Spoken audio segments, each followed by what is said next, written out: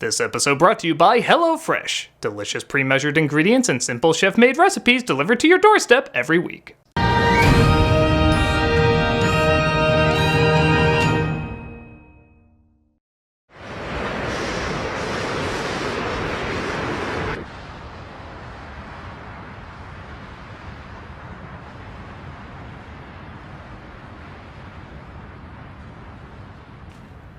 Oh yeah, you sure changed the comic world with that one. Oh, they should still do that. The Jamie Lee Curtis dance will be hilarious. Dark Angel. Oh yeah, wasn't that the training wheels for that anime he never got off the ground? That's amazing, it's still alive. How could you survive years of neglect?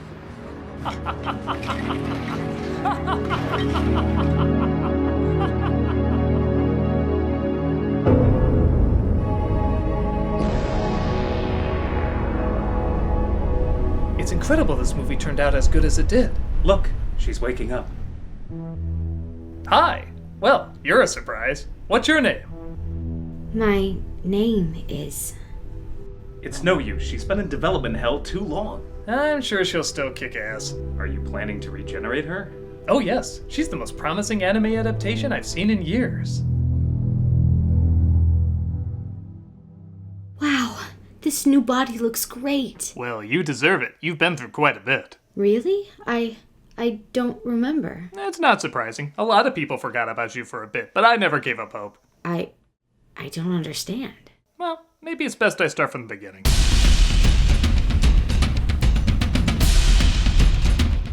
In 1993, a Battle Angel OVA was released based on the 1990 manga. It was the first anime I ever saw that was meant for adults. It was one of those few VHSs at rental stores that had that wonderful sticker that called to every teen like the Pied Piper's flute. Well, it wasn't anything groundbreaking. It had memorable characters, good world building, and some bloody as hell action. I was immediately hooked. It got me to read the manga, opened up a world of anime that was even bigger and better than I imagined, and I had this VHS to thank for it. And I wasn't the only one who was taken by it. In the 90s, James Cameron absolutely fell in love with Battle Angel, and declared he would one day make a movie out of it. But as other projects grabbed his attention, some developed, some abandoned, the film kept getting postponed. Some projects even served as tests, with his show Dark Angel testing the idea of a futuristic action girl, and Avatar testing if he could CG an entire person to look believable. Nevertheless, it still didn't seem ready, and he was constantly distracted by other endeavors. It wasn't until Robert Rodriguez stepped in to help condense the script that Cameron realized the only way this was going to get made is if someone else took the helm. And I know I've mocked some of his movies in the past, but not only is this guy one of my favorite filmmakers, but he is perfect for directing this. While it had a Cameron look, it felt like a Rodriguez story. Super gritty and over the top, with almost random violence and deaths around every corner. It was also a perfect mix of two opposite styles. Cameron famously went over budget, making some of the most expensive films ever made. Rodriguez made several films in his garage. So for a future that's supposed to be half state-of-the-art and half low-tech, this was a match made in heaven. But there was still one question. What version of Alita do you adapt? The manga and anime were surprisingly quite different, with several elements and characters created and other elements and characters cut out. The solution? Do them both. Alita ambitiously combined both stories, resulting in critics giving it mixed reviews because they thought there were too many side stories and characters making it feel crowded. Yeah, that's called an anime. I'm sorry Cameron didn't sell you Fern Gully again, but I thought this was a lot more creative and at least acknowledged the source material it was based on this time, creating one of the best anime adaptations, if not the best anime adaptation, ever shown on the big screen. Wow, so with all that time, I must be the most perfect film ever made. You are awesome! So, I'm perfect? Well, you are awesome! Doesn't that mean I'm perfect? Funny enough, being awesome rarely means you're perfect. In fact, often it's part of what makes something so awesome. That makes no sense. Okay, look, I'll go over what's perfect, what's not, and how they're sometimes the same. As long as one of us follow that sentence, we should be alright. This is Alita, Battle Angel! I know, I'm right here. Oh, I was talking to the audience that time. This is gonna be confusing. Yes, it is. But I'm used to it by now. Oh, good. We open with how Dark Phoenix left 20th Century Fox and come across a sort of cyborg doctor named Dyson Ito, played by Christoph Waltz, who rummages through all the dead Terminator franchises, coming across something unique. It should be pointed out that the attention to detail in creating certain scenes is crazy. This isn't surprising, seeing how Rodriguez did Sin City, which basically used the comics as storyboards. But the little touches for die-hard fans really deserves a golf clap. He brings what he found to his assistant, who I don't mind changing from the original, but look at the original. That has so much more character to it. I don't care if you make him a black woman, but go with someone like Whoopi Goldberg. That'd be more fitting and memorable. What are you dreaming, little angel? Okay, that was creepy, and probably belongs in the manga. They start off a little creepy too. They give her a body, and she wakes up with those eyes. So people have a lot of thoughts about these eyes, and honestly, they're all kind of right. They are freaky, but they emphasize her expressions. They're distracting, but they also give the character in film more of an identity. Oh yeah, Alita, the girl with the big eyes. Without that, it'd be, what, that robot girl in the future movie? There's like a million of those. It's not like an anime because everybody doesn't have the big eyes, but I think that confirms her as a bit of an outsider. The only issue I have with them is that they do distract from what an amazing effect the rest of her is.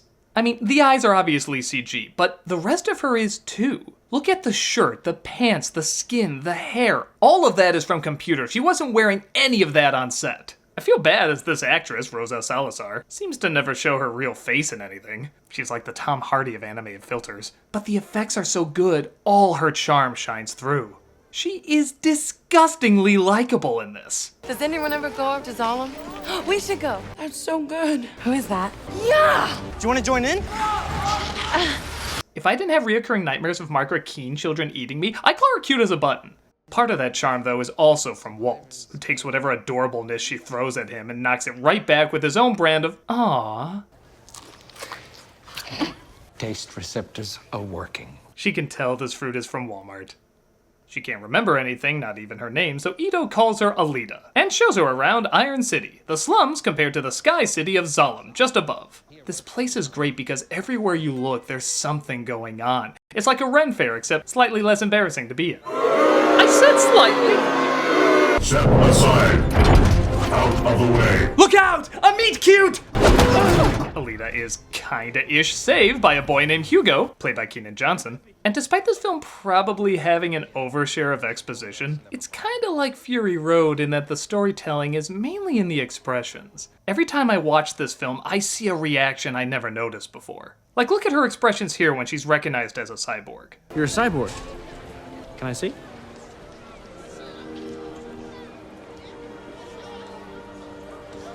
There is so much vulnerability, shame, joy, curiosity, excitement, all in just those few seconds. Look at Ito's face when he names her Alita. Alita. It's a nice name. I love it. Okay. Don't you just immediately know he had a daughter and that was her name?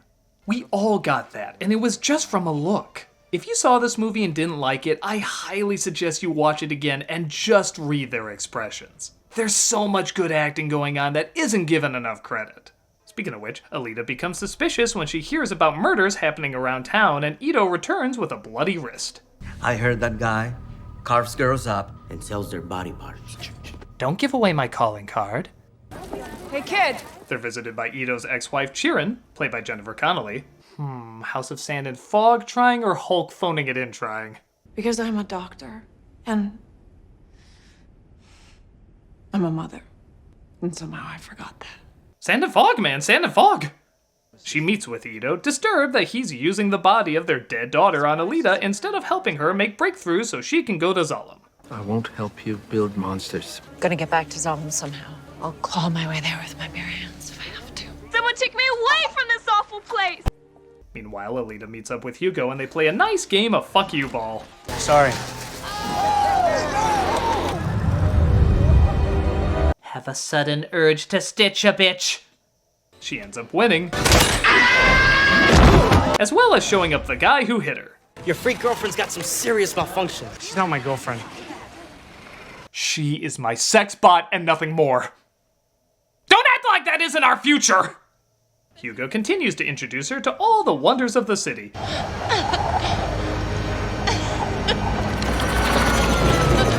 Including, of course, chocolate. That's so great. I have a favorite food now. Because it's always chicks and chocolate. You have any chocolate? Did you say chocolate? Chocolate. Have some chocolates, Eliza. I know women love chocolate, but this has been done so much. Can't we get something a little different, like... You have any... Alright, maybe chocolate's not that bad. Hugo reveals that he, too, has dreams of going to Zalem. If I was as strong as you, I'd climb that tube to Zalem right now. They don't let anybody up there. Yeah, that's what they want you to think. And we're all living on a sphere planet, right? Pfft. You just can't remember. If you could just tell me what those eyes have seen. They're literally seeing every pore on your face now. I don't think I can take anymore how much these eyes can see. Later that night, she sees Ito going out and follows him, afraid he might be the killer. But she discovers he's actually a bounty hunter, aka Hunter Warrior, trying to find the real killer. Looking for me, Doctor? Or should I say, Hunter Warrior? It's Dr. Hunter Warrior. Nice shot! For a meat boy. You just know to get that delivery Rodriguez was like, say that line more Rodriguez-y. It looks like Alita has some mad fighting skills though, and she saves Ito. Rip that flea! That's cool. She once again fights them off, and as much as people like to ask why they couldn't make this an R, I think the real question is how the hell is this PG-13? Oh yeah, different color blood. If it ain't red, then nothing bled.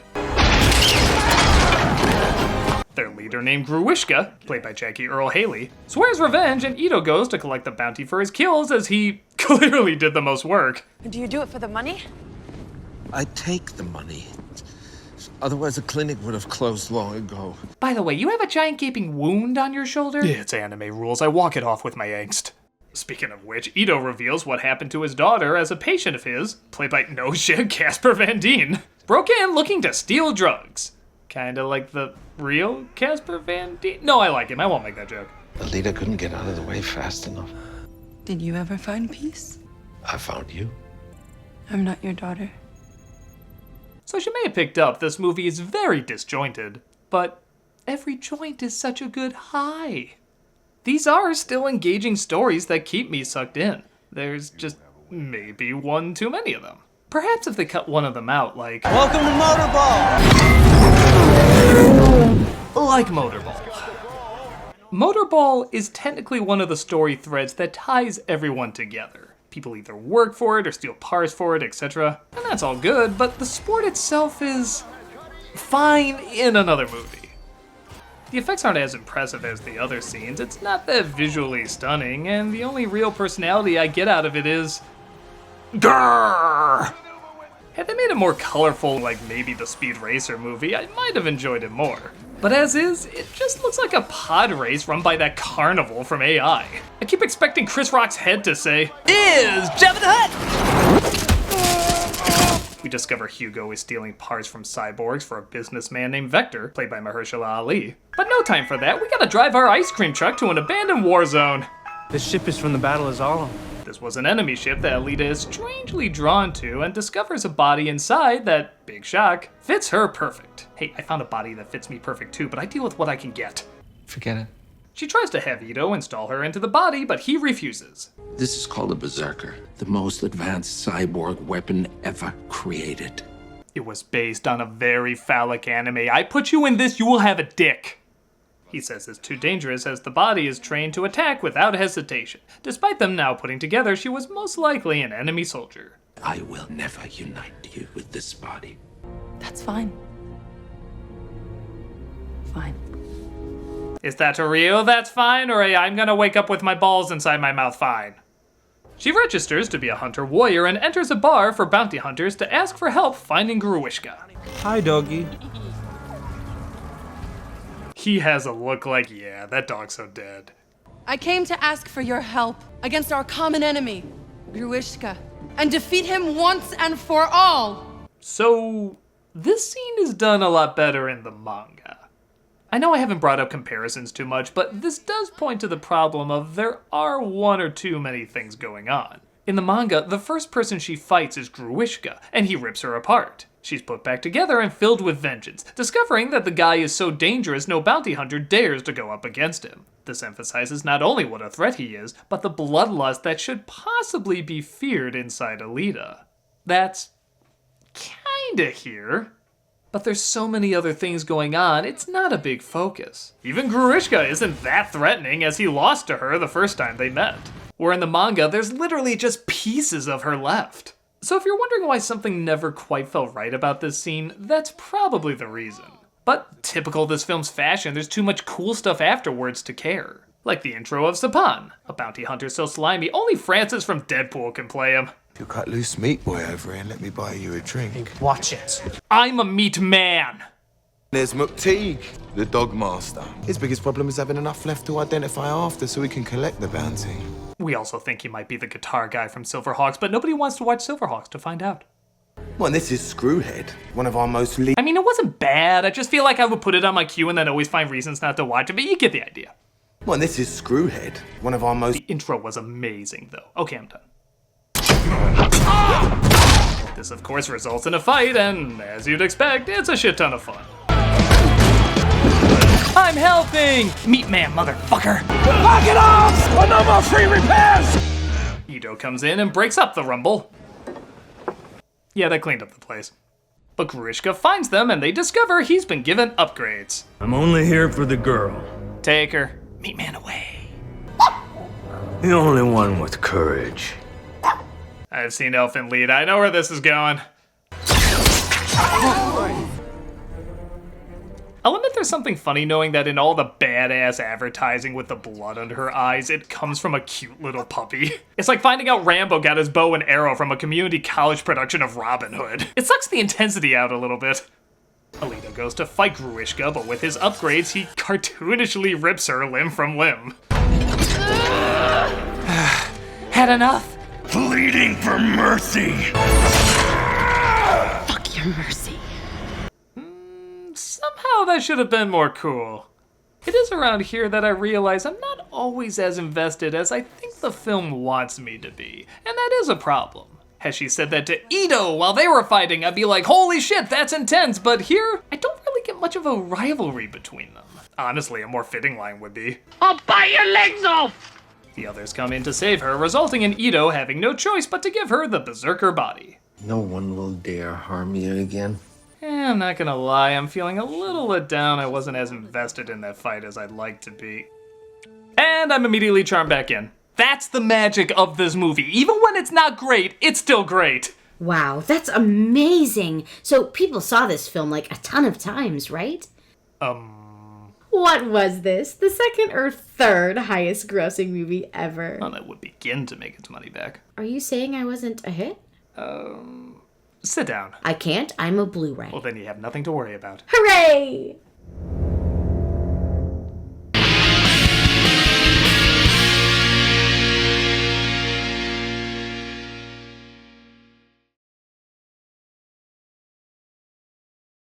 The Mona Lisa by Leonardo da Vinci, subpar at best. Lost Sistine Chapel by Michelangelo, yawn.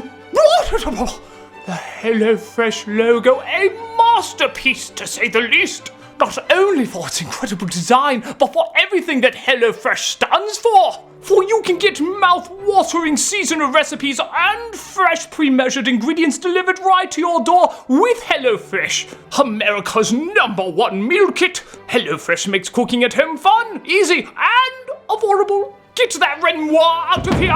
For no matter what's going on in the world, everyone's got to eat. That's why HelloFresh is here to make eating better, easier. No grocery stores, no stressful meal planning, just everything you need to prepare wholesome, delicious meals all delivered right to your door. Picasso? More like Picasso! HelloFresh's recipes are delicious. HelloFresh offers so many recipes to choose from each week to help you break out of your recipe rot.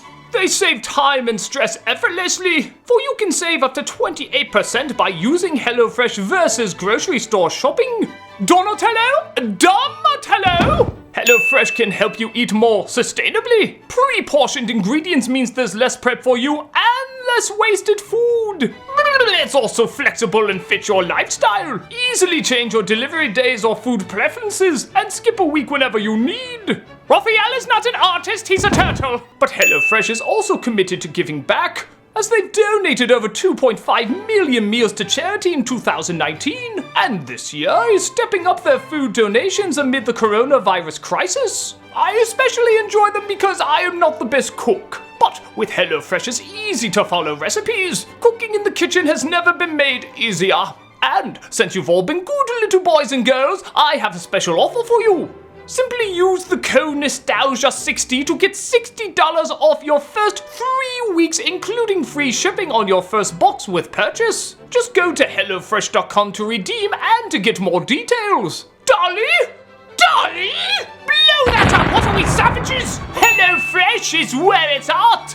So go to HelloFresh.com and use the code Nostalgia60 to get $60 off your first 3 weeks, including free shipping on your first box with purchase. It's an edible masterpiece! And seriously, go check out those other artists. They're pretty good. But go to HelloFresh first. Like our videos? Subscribe to be notified about them. Want to actually be notified about them? Click on that bell as well. Also, don't forget to check us out on Twitch. Playing some games, telling some jokes, and overall having a good time. Hope to see you there.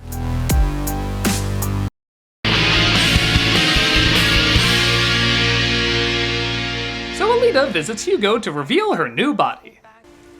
Close your eyes. Okay, but it'll take 2 minutes. Does it bother you that I'm not completely human? Hey, look, people found this hot. You're on the more average side of the spectrum. The relationship elevates to watching outside the window. Hey, it's not cool when Superman does it, it's not cool when you do it. As Alita confesses her love by, you guessed it, literally giving her heart. Oh, this was a Cameron-written scene, wasn't it? I'd give you whatever I have. What are you doing? Aw, I knew you stuffed. I'd give you my heart. Isn't that a little bit on the nose? You want my nose too? I can give you that. Whoa! Hugo might be making his way to Zalem through his connections with Vector, so Alita tries out for Motorball as the ultimate champion gets sent up there as well. Try these. Did you make these for me? Yes. Jesus, he makes me wish I was a robot teenage girl. But Nova, the unseen most powerful man in Zalem, is pulling strings by rigging the game and also framing Hugo. There's no marker out on me. There will be. I never killed anyone. That was you! You know you did that, right? Hilo, run! Rated PG-13. Hugo runs and Ito discovers all the players in the game are getting paid to take Alita out. They're gonna kill you! It's set up, you gotta get out of there. Again, one of my favorite scenes is just a look. She's told everyone is against her and she's like, fucking good. I'm down for a Transformer salad, you bitches are going down. Right off the snap! Despite it not looking real, the action is still pretty fun. Like RoboCop playing rollerball. Rollerball, I got nothing. With the face of an angel and a body built for battle! I'm gonna call her Girl! They eventually leave the stadium and continue to battle on the streets. How the hell is this PG-13? Hugo calls Alita for help, but Zapan gets to him first. Sharon, however, shows up having a change of heart and says she can help. Hugo is dead. Wait, there's some Futurama bullshit going on here! Trying to steal the bounty violates the Hunter's code, allowing Alita to face off. Jesus, how does The Matrix get an R rating but not us? I've seen snuff films less violent! Oh, thank God you got Hugo. The bounty on him is huge. Ito tries his best to fix Hugo up, and word gets back that Sharon helped them escape. I can't do this anymore. I'm out. Once Alita breaks in to get answers, she sadly discovers Sharon's fate. Like Dr. Sharon here. Nova demands body parts for his experiments. Okay, as sad as that is, those eyes moving are hilarious. I want to hear her little mouth in whatever jar that's in to say, I hate you! I hate you! Grishka attacks, and she has a flashback to all the evil Zalem has done in the past, making her realize Nova is the true enemy. You're just his slave, and I'm just an insignificant girl. Oh, is this where you're gonna be like Captain Marvel and play I'm just a girl because something patriarchy? I don't know, damn it, I really thought I could get through this review without mentioning that film. PG. Fuck it, we're NC-17. Factory enforcers came looking for Hugo. She discovers Hugo has escaped and is literally climbing his way to Zalem, and this is another area where they sadly drop the ball. In the other versions, Hugo's nice, but he's also desperate, scrawny, kind of a goofball, and even has a tragic backstory about how his brother died trying to reach Zalem via balloon. So when you see him climbing up in a fit of madness, you can see it's someone who's gone off the rails. Hell, in the manga, he goes on a killing spree before doing so. This version is certainly bulkier and a ladies' man, but honestly was working okay until this scene. What should be someone pushed to the edge, losing everything from his mind to literally his body, is a dude acting like he has to move back in with his mom. Forget it! I'm never going back to that filthy garbage heap! You'll always be running. Yes! It's Zalem! I'm almost there! We belong up there, Alita. How can I move back in with those people? Please tell me. They're insane! There's a bounty on me. This is the only way. I want to make it clear, I don't think it's the actor's fault. I'm sure he gave the exact performance asked for. I just think they went less for struggling skin and bones hopelessness and more the best friend from Boy Meets World. It would have had a bigger impact if they kept closer to the source. If I go back down there, I'm dead. Come on, we have to go back down. But it's my holy land, my Jerusalem. They're watched by the all-seeing Nova, who coincidentally looks like Cameron Message Rodriguez, and he destroys Hugo off the beat. Hey, you're lighter than I thought. Lose weight? Hugo drops to his death, and Alita vows vengeance on Nova, the puppet master behind it all. How pissed off is she? She slices her own tear in half. Angst to me! I am Jack's complete lack of surprise. And sadly, we end on that sequel baiting instead of getting a more self-contained ending. What do you mean? Aren't there a lot more books? I'm sure there's a million sequels in the works. I mean, wasn't this film a big hit? Well... No, it wasn't. What? How is that possible? Couple of reasons. For one, the film was difficult to advertise. True, it had big names behind it, but it was still very odd and tricky to market. Second, though it did better than many experts thought it would, it did not earn its money back domestically. And while overseas it did better, it's still not enough to see a profitable sequel. To put it bluntly, it's still a Rodriguez film and not a Cameron film. What do you mean? Usually Cameron films are instant hits, whereas Rodriguez films are underground hits, building its fan base over years and years. Yeah, despite it being one of the best anime adaptations ever, it's still an anime. Weird, bizarre, and not having a groundbreaking message like Avatar. But it's so fun and charming and dazzling and a technical feat. But it had a few minor things wrong with it, so it sucks. Sorry, them's the breaks. I know it's not fair, but it's... Hey, where'd you go? Oh, no. She isn't! Oh, but she is! You don't even know what I'm talking about. You were right, I don't. I'm coming, Blockbusters, I'm coming.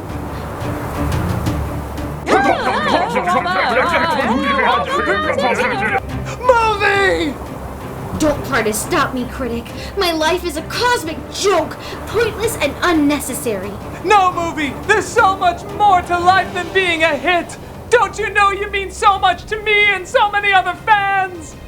We've seen attempt after attempt after attempt of shitty anime remakes, and you're one of the only ones to get the spirit, look, action, and charm of the original down. I don't know why so many critics focused on the little things wrong with you when there's a million more things right with you, but the people love you, movie. Your following is growing more and more every day. It's the first time we've seen this director who spent years making films on dollars and cents finally direct a movie with an amazing budget, as well as not lose his unique roots and the roots of the source material. We can find a way, movie! Begin a new sequel! But how? You need money. No, you don't. It's a Rodriguez film, remember? He makes films with no money. Hell, he makes them as his kids' birthday presents. They can cut the budget in half and he'll still make it amazing. And Disney has Fox now. They're always reviving stuff nobody wants to see. I don't know if they have to make Alita a Disney princess or something, but I'm not giving up hope, and neither should you. You're right. there is an audience that loves me. Maybe, if I just wait long enough, I'll grow enough of a following to show the world I'm worth more attention.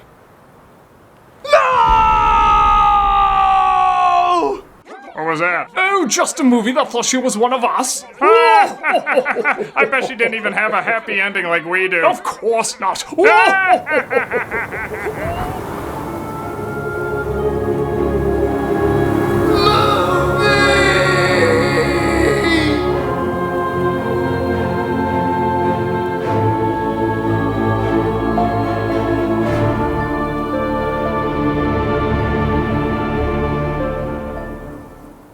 I mean, seriously, Disney, you made these. You owe us a sequel we actually want.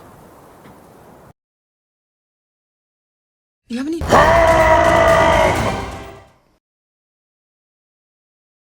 Hey, Doug Walker here, doing the charity shout-out. Once again, we're doing one that ties into helping with COVID-19, and this week we are doing AmeriCares. I don't think we've ever done this one before, but it looks like a real good one. It has 4 stars on charity shout-out, and what they do is they are using every resource to fight COVID-19, from critical protective supplies to education, training, and other support for their staff and partners, not only here at home, but also around the world. They are focused on frontline health workers, keeping them safe so they can continue to do life-saving work on behalf of patients of COVID-19 and those in need of care for other essential health services and life-threatening conditions in vulnerable communities who suffer most from an often deadly inequality, especially in access to healthcare. So this is very much helping people. I mean, it's helping as many people as possible, but it's especially helping those who don't always have access to what's needed to get better, pretty much. And as you can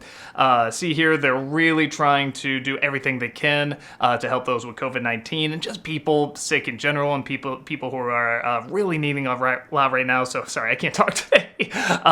They really, really do amazing work. Like I said, 4 stars on Charity Navigator. Check out the link. If you can donate, fantastic. If not, spread the word. Check out the site. Just see all the good that they do, because there's, in spite of everything going on, there's so many good people that do so many good things, and they really deserve the attention, man. So check them out when you can, and hopefully you can give something. If not, share the word. Thank you so much.